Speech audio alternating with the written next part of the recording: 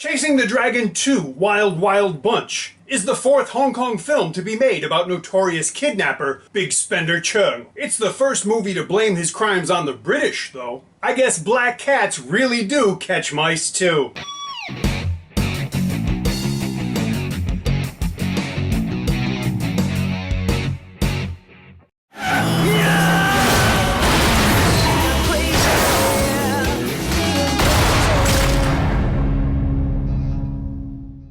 Hi, welcome to the Silver Spleen. My name is Gregory Ulis Powell, and this is my review of Chasing the Dragon 2, Wild Wild Bunch. Chasing the Dragon 2, I'm not gonna keep saying that whole thing, deal with it, is a name-only sequel to, do I have to say it? Chasing the Dragon, the 2017 movie about Limpy Ho and Lee Rock, a drug dealer and a corrupt cop whose vast criminal empires were solely the blame of the corrupt British colonial government. Chasing the Dragon 2 is, like the first movie, co-directed by Jason Kwan and Wong Jing. And, obviously, like the first movie, the crimes of Big Spender Cheung, which include kidnapping, robbery, gun running, and murder, are not his fault. The movie opens with a voiceover that says, in 1996, just before the handover of Hong Kong, the British colonialists were getting ready to retreat. Governance of Hong Kong became lax. Yeah, the Royal Hong Kong Police just sat around all day quaffing G&Ts and playing with their rent boys. That voiceover, played over footage from the first Chasing the Dragon, says that due, obviously, to British negligence, quote, another heroic figure,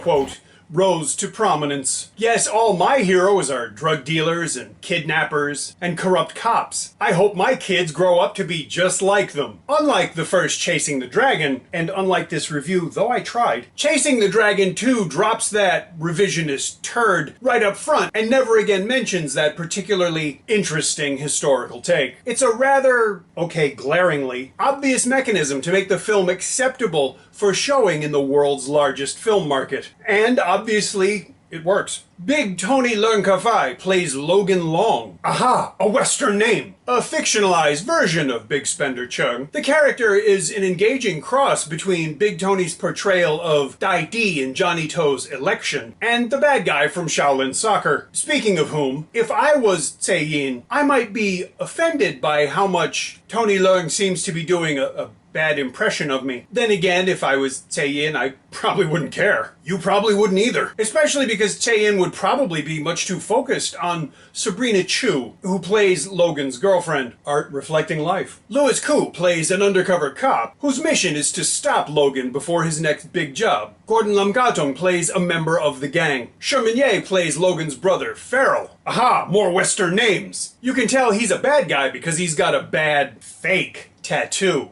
Michael Wong plays a casino tycoon with multiple wives, including Candice Yu On and Natalie Meng Yao. He also has a girlfriend played by Random Ho.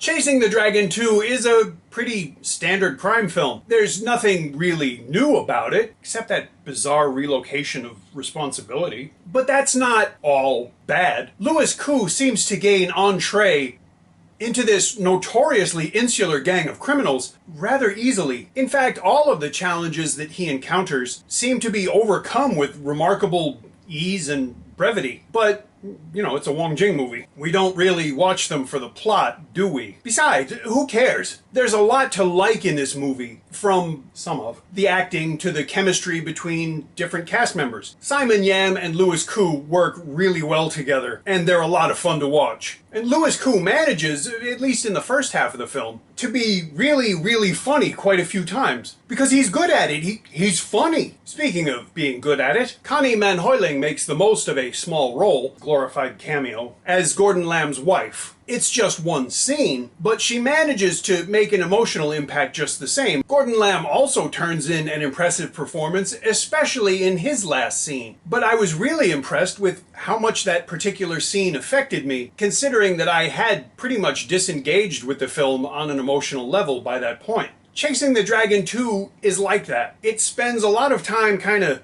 in the middle of the quality scale, but it has as many jumps in quality as it does lapses. The film certainly makes the most of a budget that had to be significantly smaller than the last one, and it really makes great use of what we might call the Wong Jing exception. Wong Jing is one of Hong Kong's longest working and most successful filmmakers. His films follow a very simple formula template, and his audience has eaten it up for, God, almost 4 decades now. Like I always say, Wong Jing is to movies what McDonald's is to food. If nothing else, it is reliable, it's always the same, and any problems you might have are your own responsibility because you're the one that chose McDonald's. Chasing the Dragon 2's narrative is implausible. It's a Wong Jing movie. The CGI looks blatantly, inexpensive. It's a Wong Jing movie. When the cop shoots a tire on a fleeing vehicle, but the tire in the shot is not moving, it's a Wong Jing movie. The hostage of the film's climactic scene just falls out of the story altogether. Wong Jing movie. And that's really not intended to be a bad thing. I mean, let's face it, who but Wong Jing would have the balls to do an homage to the world's only low-speed police chase? Call it the Ho J. Simpson scene. Overall, I have to say that I was really pleasantly surprised by Chasing the Dragon 2 because it was nowhere near as bad or offensive as I was expecting it to be. There's some good performances, there's a couple of really great ones, there's a lot of fun to be had, and it certainly goes by a lot faster and a lot easier than a Barbara Wong movie, that's for sure. So go ahead and watch this movie, be entertained, don't be offended. Isn't life great? I can't necessarily say you need to see this on a big screen, but I can say that you need to not steal it, especially because it's about a guy who stole stuff, and in the end, in real life, and of course in the movie because of where it's playing, he is made to pay for these sins. Literally. So, don't steal it. It'll be on streaming soon enough, or I guess you could watch it on an airplane. But anyway, it's just important that you don't take money from people without asking. It's okay if you give people money without asking, but, you know. If you enjoyed this review, please let me know, and if you didn't, let me know. If you enjoy the channel, please subscribe. Thank you for watching. I'll see you again soon.